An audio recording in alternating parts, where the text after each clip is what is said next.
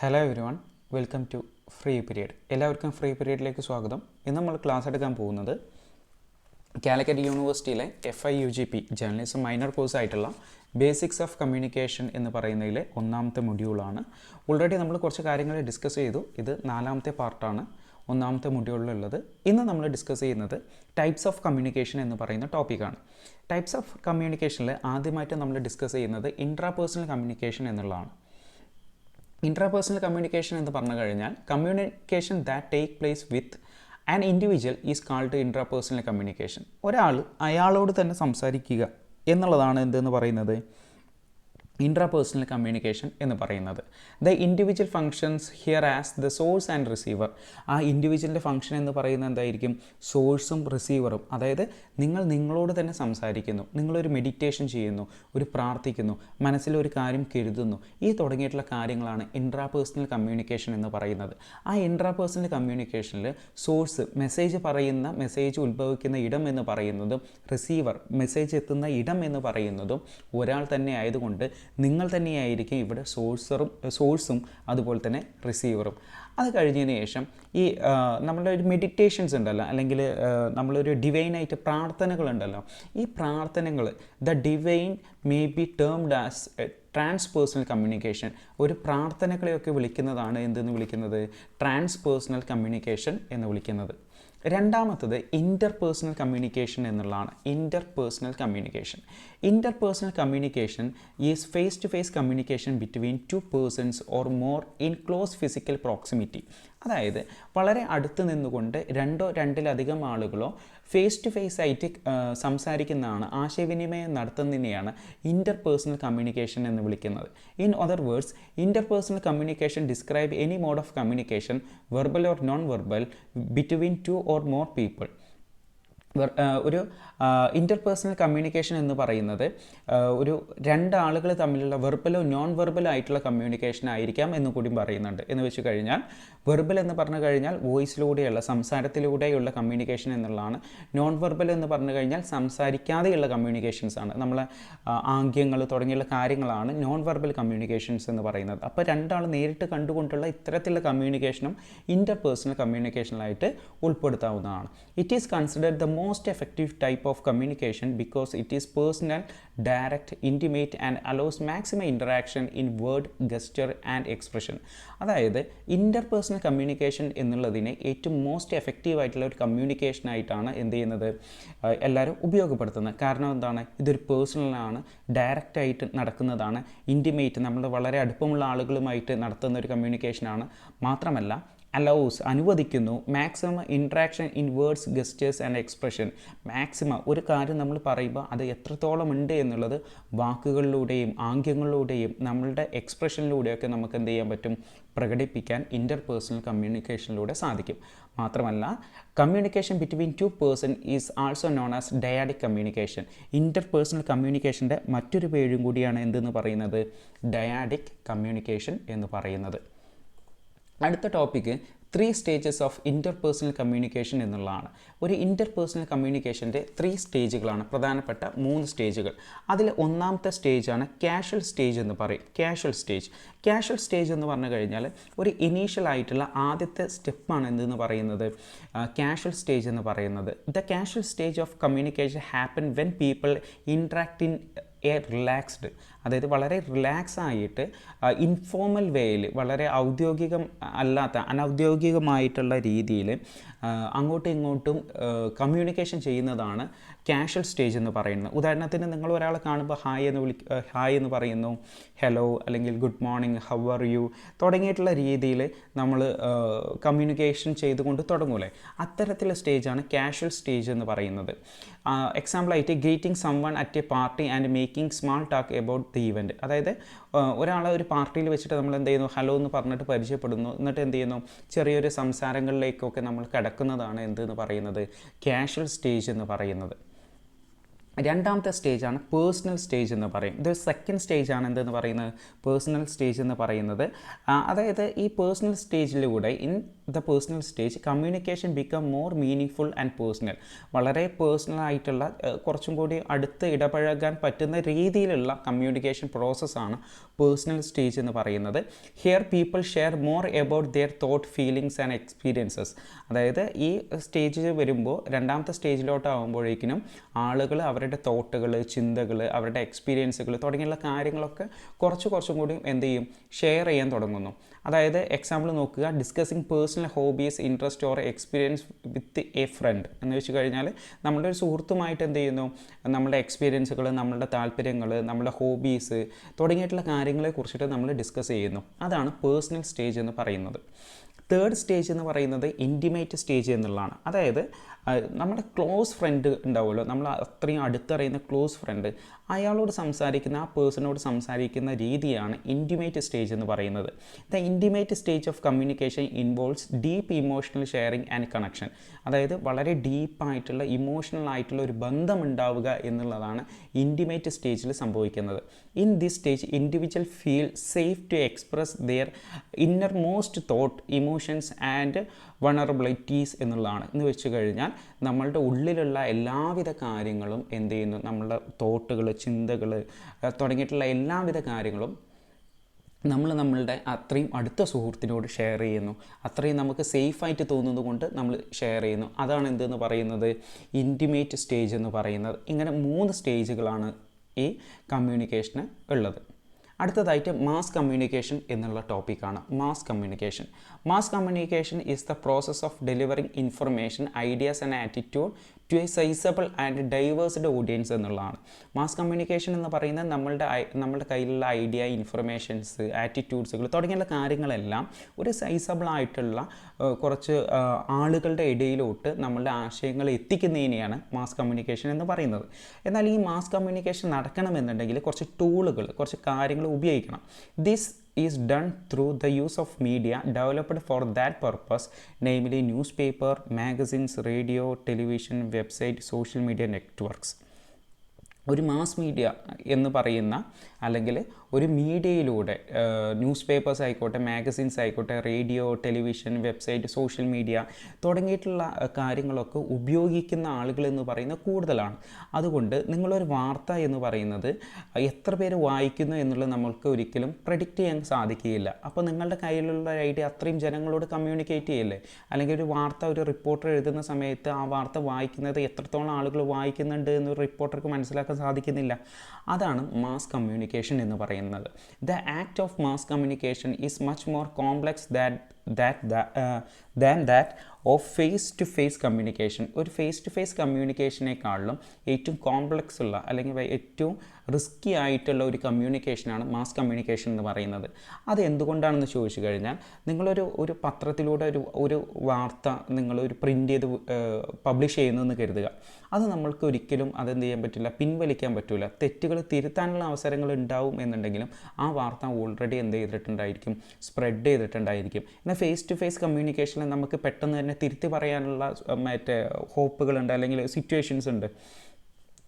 It is addressed to masses, to an extremely large audience. അത്രയും ലാർജായിട്ടുള്ള അത്രയും വലിയ ഓഡിയൻസുമായിട്ട് കമ്മ്യൂണിക്കേറ്റ് ചെയ്യുന്ന രീതിയാണ് എന്തെന്ന് പറയുന്നത്, മാസ് കമ്മ്യൂണിക്കേഷൻ എന്ന് പറയുന്നത്.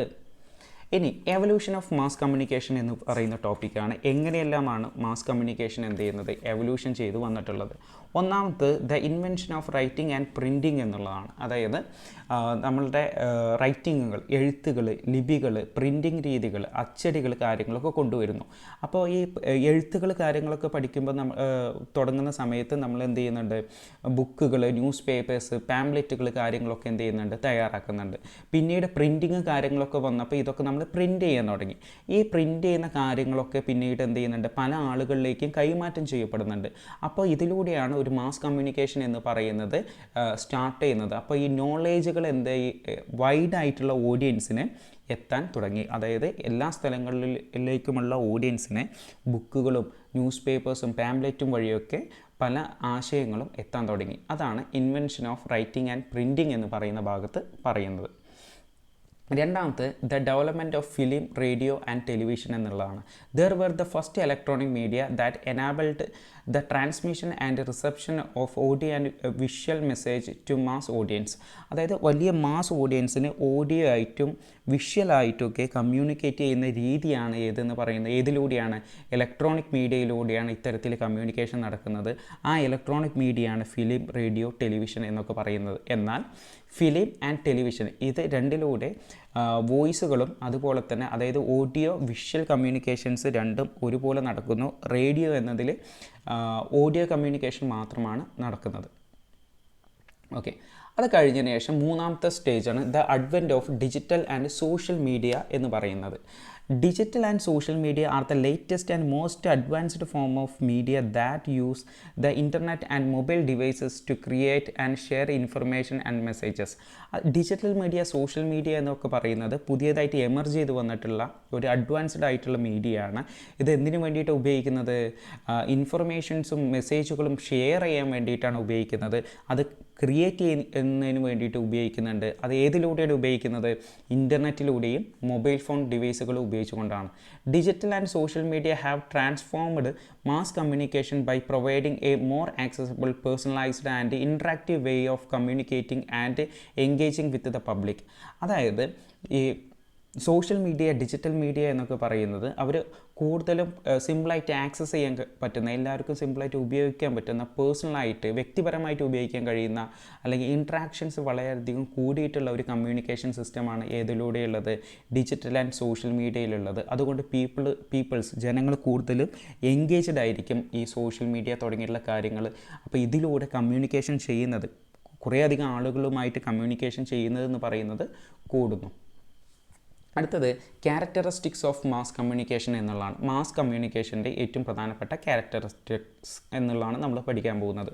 ഒന്നാമത്തത് മാസ് മീഡിയം എന്നുള്ളതാണ്. മാസ് മീഡിയം എന്ന് പറഞ്ഞു കഴിഞ്ഞാൽ എന്താ?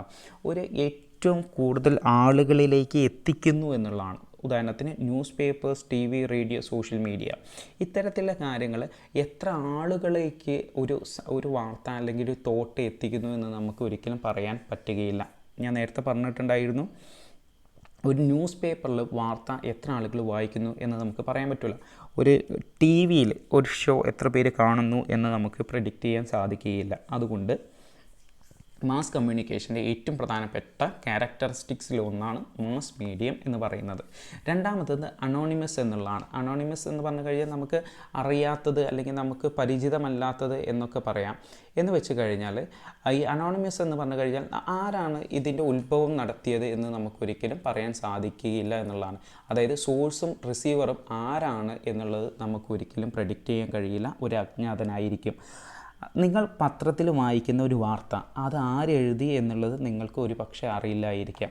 ആ എഴുതിയ ആൾ നിങ്ങൾക്കറിയില്ല. അതുപോലെ തന്നെ ഈ എഴുതിയ ആളുകൾക്ക് ആരൊക്കെ വായിക്കുന്നു എന്നുള്ളതും പ്രെഡിക്റ്റ് ചെയ്യാൻ കഴിയുകയില്ല. അതാണ് അനോണിമസ് എന്ന് പറയുന്നത്. മൂന്നാമത്തെ പോയിൻ്റാണ് ഡിലൈഡ് ഫീഡ്ബാക്ക് എന്ന് പറയും.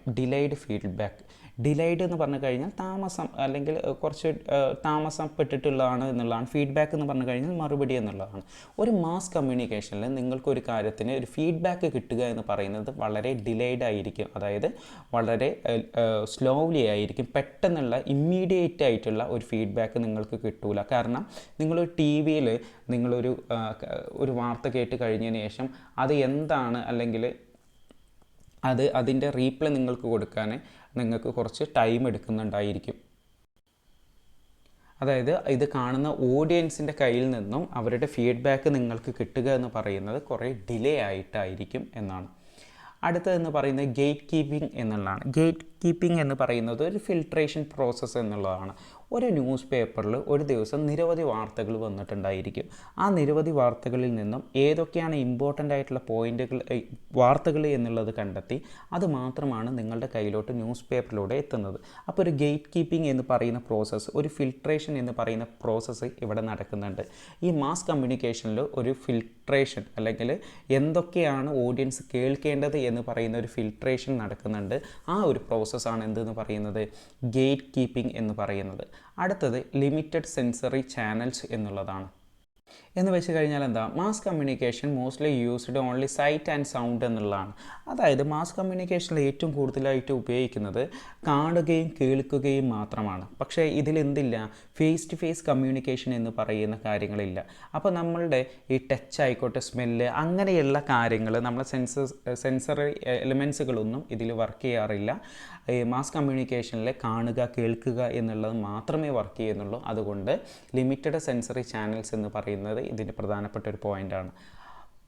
അടുത്ത പോയിൻ്റാണ് യൂണിവേഴ്സൽ ആക്സസ് എന്ന് പറയും. യൂണിവേഴ്സൽ, ലോകം ഒന്നാകെ ഇതെന്ത് ചെയ്യാൻ കഴിയും, ആക്സസ് ചെയ്യാൻ കഴിയും എന്നുള്ളതാണ്. എന്ന് വെച്ച് കഴിഞ്ഞാൽ നിങ്ങൾക്കറിയാം, നമ്മൾ ഏറ്റവും കൂടുതൽ ഇൻസ്റ്റാഗ്രാമിൽ കണ്ടിട്ടുള്ള ഒരു വീഡിയോ എന്ന് പറയുന്നത് ഒരു ഫുട്ബോൾ, കേരളത്തിലെ ഒരു പയ്യന് നടത്തിയിട്ടുള്ള ഒരു ഫുട്ബോൾ ഇൻസ്റ്റാഗ്രാമിൽ ഒരു വീഡിയോ ഉണ്ടായിരുന്നു, ഫ്രീ സ്റ്റൈൽ ചെയ്യുന്ന ഒരു യുവാവിൻ്റെ. ആ വീഡിയോ ഏറ്റവും കൂടുതൽ ആളുകൾ കാണുന്നത്, ഇത് എത്രത്തോളം പുറമെയുള്ള, ഇന്ത്യയിൽ നിന്ന് പുറമെയുള്ള രാജ്യങ്ങളിലുള്ള നിരവധി ആളുകൾ ആ സുഹൃത്തിൻ്റെ വീഡിയോ കണ്ടിട്ടുണ്ടായിരുന്നു. ഇതാണ് യൂണിവേഴ്സൽ ആക്സസ് എന്ന് പറയുന്നത്. എന്ന് വെച്ച് കഴിഞ്ഞാൽ എല്ലാ ആളുകൾക്കും, ലോകത്തിൻ്റെ എല്ലാ ആളുകൾക്കും എവിടെ നിന്നും ഇത് ആക്സസ് ചെയ്യാനുള്ള, ഇത് ഉപയോഗിക്കാനുള്ള എന്തുണ്ടായിരിക്കും, പെർമിഷൻസ് ഉണ്ടായിരിക്കും, അല്ലെങ്കിൽ അതിനുള്ള സാഹചര്യങ്ങൾ മാസ് മീഡിയത്തിൽ അല്ലെങ്കിൽ മാസ് കമ്മ്യൂണിക്കേഷനിൽ ഉണ്ടായിരിക്കും. അടുത്തതാണ് റാപ്പിഡ് എന്ന് പറയും. റാപ്പിഡ് എന്ന് പറഞ്ഞു കഴിഞ്ഞാൽ വളരെ പെട്ടെന്ന് എന്നുള്ളതാണ്. മാസ് കമ്മ്യൂണിക്കേഷനിലൂടെ നിങ്ങളൊരു കാര്യം ഷെയർ ചെയ്യപ്പെടുകയാണെന്നുണ്ടെങ്കിൽ അത് അത്രയും പെട്ടെന്ന് തന്നെ എന്ത് ചെയ്യുന്നു, സ്പ്രെഡ് ചെയ്യുന്നു എന്നുള്ളതാണ്. വളരെ ഫാസ്റ്റായിട്ട് ജനങ്ങളുടെ ഉള്ളിലോട്ട് എന്ത് ചെയ്യാറുണ്ട്, വാർത്തകളായിക്കോട്ടെ, നിങ്ങൾ ഷെയർ ചെയ്യുന്ന കാര്യങ്ങളായിക്കോട്ടെ, വളരെ വേഗത്തിൽ വാട്സപ്പിലൂടെയും ഇൻസ്റ്റാഗ്രാമിലൂടെയും ഒക്കെ ട്രെൻഡായിട്ട് മാറുന്ന കാര്യങ്ങളൊക്കെ നിങ്ങൾ കണ്ടിട്ടുണ്ട്. അതാണ് റാപ്പിഡ് എന്ന് പറയുന്നത്.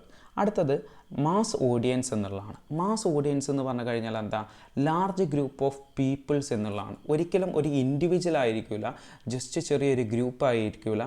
നമ്മൾക്ക് പ്രെഡിക്റ്റ് ചെയ്യാൻ കഴിയാവുന്നതിലധികമുള്ള ആളുകൾ ഏതിലുണ്ടായിരിക്കും, ഒരു മാസ് ഓഡിയൻസിൽ ഉണ്ടായിരിക്കും. അടുത്ത പോയിൻ്റാണ് ട്രാൻസിയൻ്റ് എന്ന് പറയും. ട്രാൻസിയൻ്റ് എന്ന് പറഞ്ഞു കഴിഞ്ഞാൽ മെസ്സേജുകൾ എന്താണ്, ടെമ്പററി ആണ്. എന്ന് വെച്ച് കഴിഞ്ഞാൽ എന്താണ്, സന്ദേശങ്ങൾ എപ്പോഴും താൽക്കാലികം മാത്രമായിരിക്കും. എപ്പോഴും പെർമനൻ്റായിട്ട് നിൽക്കുന്ന ഒരു കാര്യവും മാസ് കമ്മ്യൂണിക്കേഷനിൽ ഉണ്ടായിരിക്കുകയില്ല. അതായത് നിങ്ങൾക്ക് ഇഷ്ടപ്പെട്ടിട്ടുള്ള ഒരു വീഡിയോ നിങ്ങൾ ഇൻസ്റ്റാഗ്രാമിൽ കാണുകയാണെന്ന് കരുതുക. നിങ്ങൾക്ക് ആ ഇഷ്ടപ്പെട്ടുള്ള വീഡിയോ നിങ്ങൾ സേവ് ചെയ്തിട്ടില്ല എന്നുണ്ടെങ്കിൽ പിന്നീട് ആ വീഡിയോ നിങ്ങൾക്ക് ലഭിക്കുക എന്ന് പറയുന്നത് വളരെ ബുദ്ധിമുട്ടായിരിക്കും. അതാണ് ട്രാൻസിയൻ്റ് എന്നതുകൊണ്ട് ഉദ്ദേശിക്കുന്നത്. അതായത് നമുക്ക് ഒരിക്കലും പെർമനൻ്റ് അല്ല, പക്ഷെ നിങ്ങൾക്ക് പെർമനൻ്റ് ആവണം എന്നുണ്ടെങ്കിൽ, നിങ്ങൾക്ക് ആ കണ്ടൻറ്റ് കിട്ടണം എന്നുണ്ടെങ്കിൽ നിങ്ങൾ എന്ത് ചെയ്യണം, അത് സേവ് ചെയ്യുകയോ അതല്ല എന്നുണ്ടെങ്കിൽ നിങ്ങൾ റെക്കോർഡ് ചെയ്യുകയോ ചെയ്യണം. ആ പോയിൻ്റാണ് എന്തെന്ന് പറയുന്നത്, ട്രാൻസിയൻറ്റ് എന്ന് പറയുന്നത്. അപ്പോൾ ഇത്രയും കാര്യങ്ങളാണ് നമ്മളിന്ന് ഡിസ്കസ് ചെയ്യുന്നത്. ആൻഡ് ലാസ്റ്റ് ഒരു പോയിൻ്റ് കൂടിയുണ്ട്, എന്താണ്, വൺ വേ ഫ്ലോ എന്ന് പറയും. In mass communication information usually flow in one direction from centre to the audience. അതായത് മാസ് കമ്മ്യൂണിക്കേഷൻ എന്ന് പറയുന്നത്, നമ്മൾ നടത്തുന്ന ഈ ലാർജ് സ്കെയിലായിട്ടുള്ള മാസ് കമ്മ്യൂണിക്കേഷൻ എന്ന് പറയുന്നത് വൺ വേ ഫ്ലോ ആണ്. അതായത് സെൻറ്റർ നേരെ റിസീവറിലോട്ട് എത്തുന്നു, റിസീവറിൽ നിന്നും ആർക്ക് പോകുന്നില്ല, സെൻറ്ററിലോട്ട് ഈ കമ്മ്യൂണിക്കേഷൻ നടക്കുന്നില്ല. ഒരു വൺ ചെയിനായിട്ട്, ഒരു നേരെയുള്ള ഒരു ഫ്ലോ പോലെയാണ് എന്ത് ചെയ്യുന്നത്, ഈ കമ്മ്യൂണിക്കേഷൻ നടക്കുന്നത്, വൺ വേ ഫ്ലോ. അപ്പോൾ ഇത്രയും കാര്യങ്ങളാണ് നമ്മളിന്ന് ഡിസ്കസ് ചെയ്യുന്നത്. എല്ലാവർക്കും ക്ലാസ്സുകൾ എടുക്കുന്നത് മനസ്സിലാവുന്നുണ്ട് എന്ന് വിശ്വസിക്കുന്നു. അപ്പോൾ അടുത്ത ഭാഗത്തിൽ ബാക്കി നമുക്ക് ഒന്നാമത്തെ മൊഡ്യൂളിൻ്റെ ബാക്കി നമുക്ക് ഡിസ്കസ് ചെയ്യാം. Thank you.